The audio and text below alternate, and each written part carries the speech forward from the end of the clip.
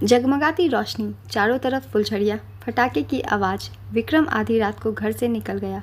दिवाली की रात थी। चारों तरफ जगमगाते दिए, मिठाइयों की खुशबू, बच्चों के चहकने की आवाज़ें विक्रम के कानों तक पहुंच रही थी।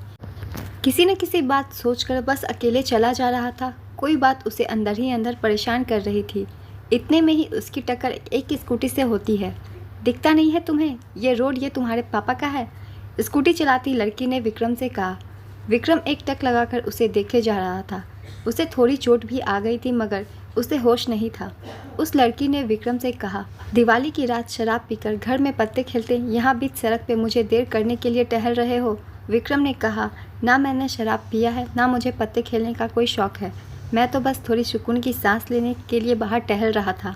उस लड़की ने विक्रम से कहा, चलो मेरे स्कूटी पर बैठो।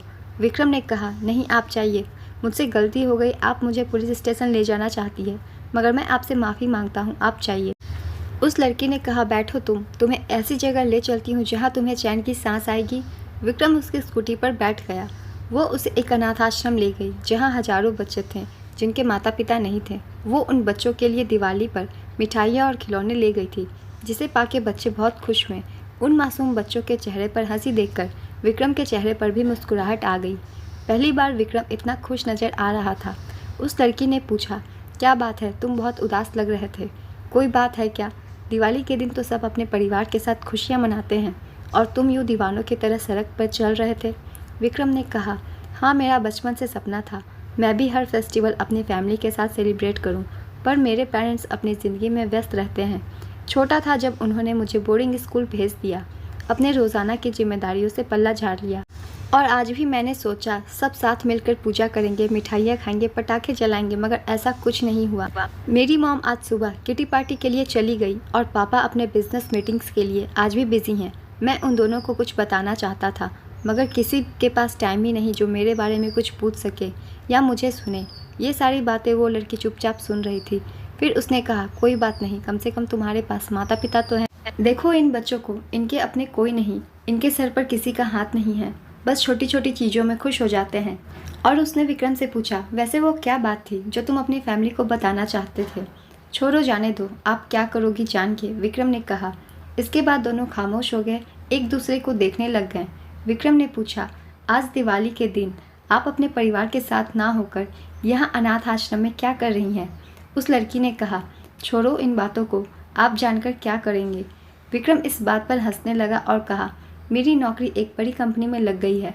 मैं आज मॉम डैड को यही बताना चाहता था मगर उनके पास मेरे लिए वक्त ही नहीं।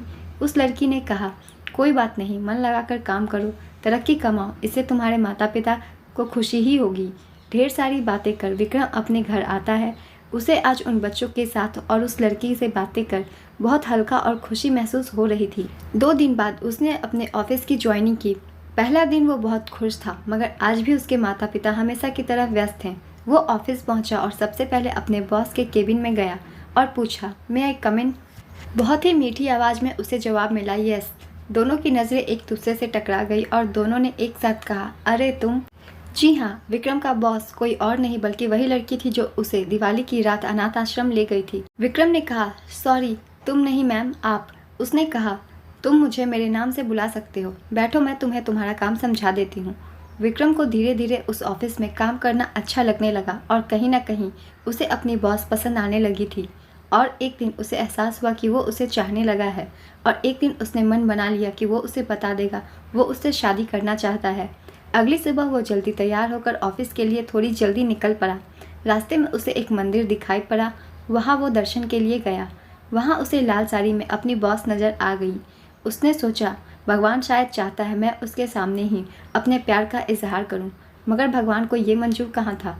वो लाल साड़ी में तो थी मगर उसके मांग में सिंदूर और गले में मंगलसूत्र, जिसे देखकर विक्रम के होश उड़ गए। उसने कहा, तुमने कभी बताया नहीं कि तुम शादीशुदा हो। उसकी बॉस ने कहा, मैं अपने पर्सनल लाइफ और प्रोफेशनल लाइफ को दूर रखती हूँ। आज मेरे पति का जन्मदिन है इसलिए मैं दर्शन करने आई हूँ। आधे घंटे के अंदर चेंज कर ऑफिस पहुँचती हूँ। विक्रम के पैरों तले जमीन खिसक गए। वो अपने आप को एक बार फिर तन्हा पाता है और फिर वो नौकरी छोड़ किसी दूसरे शहर में चला गया। वहाँ वो सिर्फ और सिर्फ अपने काम से प्यार करने लगा। दिन रात वो सिर्फ काम करता था ताकि उसे अकेलेपन का महसूस ना हो। कुछ इस तरह दुनिया उसने बसा ली। दुनिया में कुछ ऐसे भी लोग होते हैं दोस्तों, जिन्हें ऊपर वाले ने ऐसी किस्मत लिखी होती है, जिन्हें ना माता पिता से प्यार मिलता है और ना ही उसे कोई जीवन साथी मिल पाता है। अगर आप इन लोगों में से हैं, सिर्फ अपने काम से प्यार करें और लोगों से उम्मीद ना लगाएं। ये कहानी अगर आप सभी को अच्छी लगी हो तो प्लीज़ इस कहानी को लाइक ज़रूर कर दीजिएगा। साथ ही इस चैनल को ज़रूर सब्सक्राइब कर लीजिए। इस तरह की कहानियाँ और भी आती रहेंगी।